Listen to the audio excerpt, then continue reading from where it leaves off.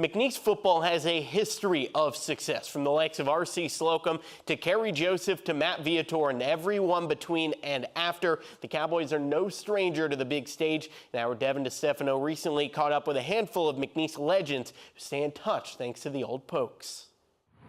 McNeese athletics have a long history of tradition, and a group known as the Old Pokes aims to keep that alive by bringing together former athletes, coaches, and staff.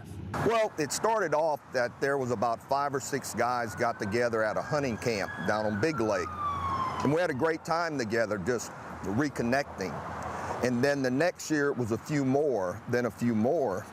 And by about the 5th year, we had like 50 guys. And I just came up with a name, Old Pokes.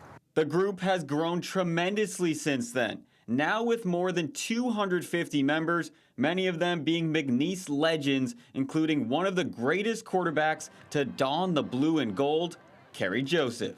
You know, like they say, once a cowboy, always a cowboy.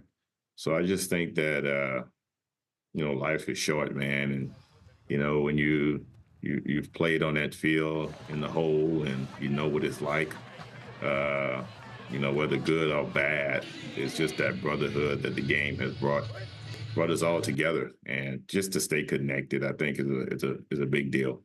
Founder of the group, Alan Heiser, says it's about creating new relationships and rekindling old ones, which is especially true for alum who may no longer live in the area, like Lance Guidry, who is the current defensive coordinator at the University of Miami. I grew up as a little kid watching, so Alan was playing when I was watching as a little kid and a little bit after Alan. So just for those guys to be back in, and the guys that played with me and some of the guys I coached early on is in that group too. So just hearing what's going on with everybody's lives and just kind of catching up on people's kids and things like that, and just kind of reminiscing of the old days.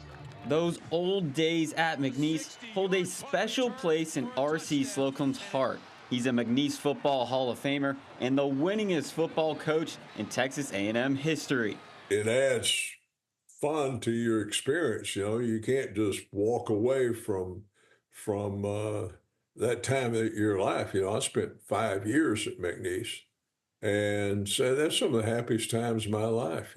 Heiser says McNeese football may be a staple of the university, but this group isn't just about those who played on the gridiron. It's about fostering a McNeese family that includes everyone who made an impact on McNeese athletics. We've got some support staff, we got some doctors and trainers.